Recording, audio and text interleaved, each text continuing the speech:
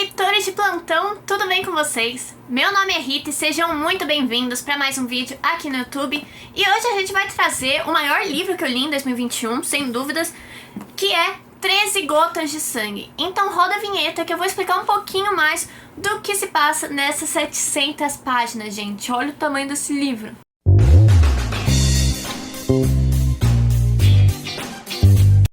Gotas de Sangue é o primeiro livro da trilogia, vou ler o nome aqui pra vocês, Crônica do Fim do Mundo. Crônica do Fim dos Dias, eu errei, gente. Caramba, tá ruim minha dicção hoje. Mas, em 13 Gotas de Sangue, a gente vai acompanhar o reino de Brazen, B-R-A-S-E-N, esse é o nome. E ele fica um longo tempo sem receber chuva. Isso faz com que o rei Ávila resolva tomar medidas exageradas, medidas exageradas para tentar resolver esse problema. Em contraponto, a gente também vai ver uns guerreiros indo atrás do significado de uma profecia que há muito tempo havia sido feita no caso. Desculpa, gente, hoje a dicção tá que tá, né? Vocês perceberam. Mas eles foram atrás pra tentar burlar essa profecia de algum jeito, porque ela era meio ruim, sabe? Eu sei que profecia nem sempre é só coisa ruim, mas nesse caso é coisa bem ruim. E, por fim, a gente vai acompanhar também os povos, a população de Brazen. Na verdade, a gente vai acompanhar uma feiticeira, né?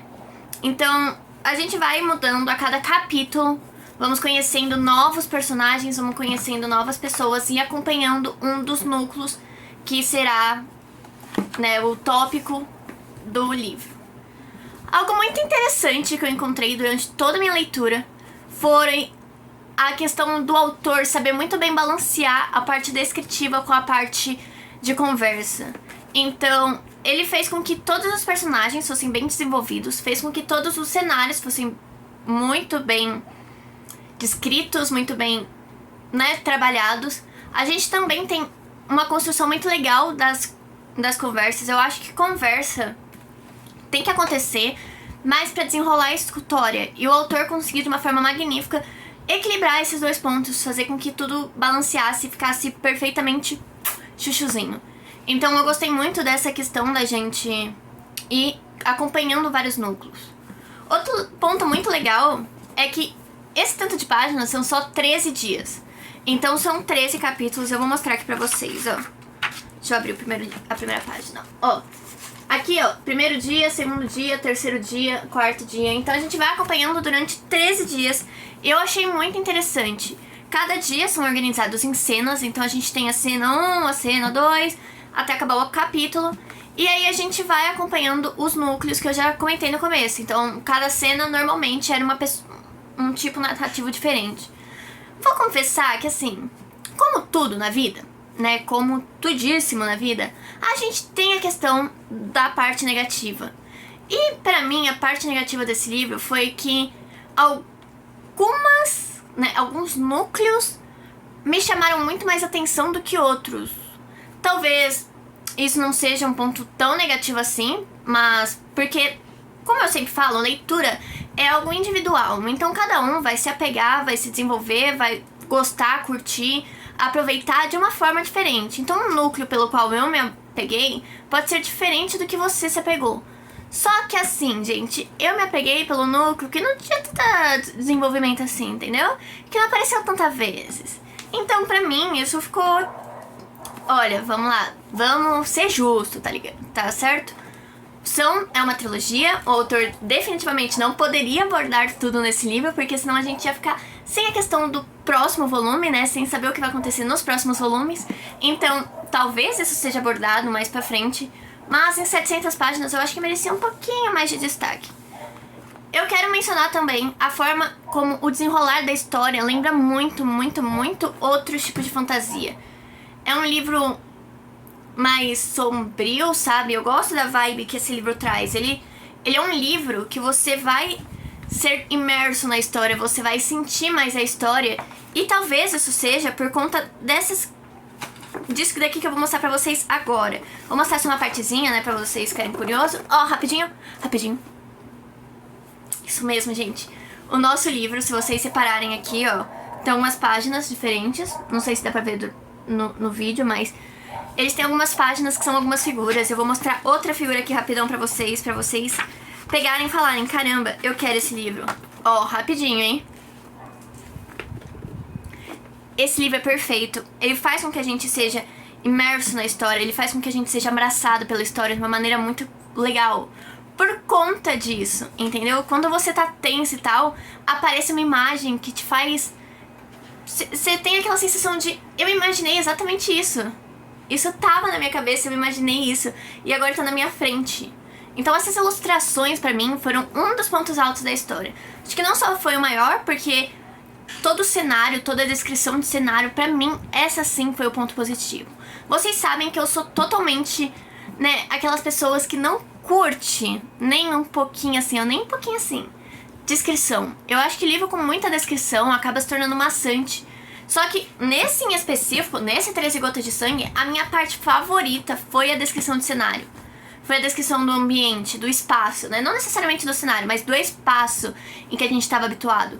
Porque o autor, que é o nosso queridíssimo Leandro, ele conseguiu fazer com que a gente de fato fosse imerso na história. A gente se sentisse parte dela, se sentisse completamente preso à história. São 700 páginas que você lê facilmente em 4, 5 dias. Então, assim, eu não, no caso, porque eu gostei de organizar minha leitura por dias. Então, eu li esse livro em 13 dias, mas porque eu me obrigava mesmo a parar de ler a história para conseguir ler no outro dia. Então, mesmo que eu sentisse essa angústia de continuar, eu lia o primeiro dia num dia e eu ia pro próximo depois, porque eu queria ter essa experiência, sabe? O livro é organizado em dias por um motivo, porque se passam em 13 dias. Então, eu queria passar também pela mesma coisa que eles estavam passando. Normalmente, eu deixava pra terminar o livro de noite, pra dormir e já começar de novo no dia seguinte. Sim, gente, eu fiz isso. Devo aqui me considerar culpada, mas eu gostei muito dessa experiência de ler uma página não, né? Um dia no livro como um dia real. Foi um livro que me deixou completamente viciada, empolgada. Eu tava um pouquinho com ressaca literária quando eu li. Vocês sabem que A Cidade Anelar foi um dos livros, nossa, em choque. Eu fiz a resenha dele aqui. Vou deixar aqui no izinho. Aqui ou aqui. Vai aparecer um dos dois lados pra vocês conferirem. E eu fiquei tão imersa na história que eu tava com medo de uma outra não me prender tanto. Mas com 13 Gotas de Sangue eu me senti presa a partir da página 50. Não vou mentir, eu tava com um pouquinho de ressaca literária no começo. Mas como eu fiz essa promessa pra mim de ler os 13 dias em 13 dias, então eu tentei ao máximo burlar isso e eu consegui de fato ficar imersa. Eu adoro a princesa. Eu adoro a princesa. Não gosto muito da rainha, mas a princesa eu adoro, gente. Eu acho que ela é minha personagem favorita de todas mesmo. Eu gosto muito dela, apesar de ter uma cena, Leandro. Logo no começo do livro tem uma cena que, cara, se você estiver assistindo esse livro, eu fiquei com vontade de chorar. Eu vou falar aqui, porque não é spoiler, mas é a cena que acabam jogando um cestinho de gatinho recém-nascido pela janela. E apesar de eu ter entendido do porquê isso aconteceu, gente, o livro é muito bem desenvolvido, né? A gente sabe o porquê isso aconteceu, mas não gostei, eu fiquei mal. Essa cena pegou em mim, eu fiquei exatamente assim. Então vocês vão ver essa cena, eu não vou cortar, nem a edição vai cortar. E pra mim foi uma história magnífica, eu fiquei muito feliz de poder ter a honra de conhecê-la. Gostei do final. Eu acho que deu aquela intrigada, sabe? Deu aquela... Leia mais. Vá conhecer outro capítulo. Pelo amor de Deus, lança logo o segundo livro. Foi esse o sentimento que o final me deixou. Então eu tô ansiosa para a continuação desse livro maravilhosíssimo. E quem quiser adquirir, infelizmente, a obra física não tá mais disponível no momento em que eu tô gravando esse vídeo. Pode ser que no futuro esse livro volte a ser vendido em forma física? Sim, por enquanto não, então poucas pessoas têm esse livro, eu sou uma delas. Beijo, tô brincando. Mas quem quiser ler o livro, ele tá disponível em formato de e-book pela Amazon ou disponível gratuitamente pelo Kindle Unlimited.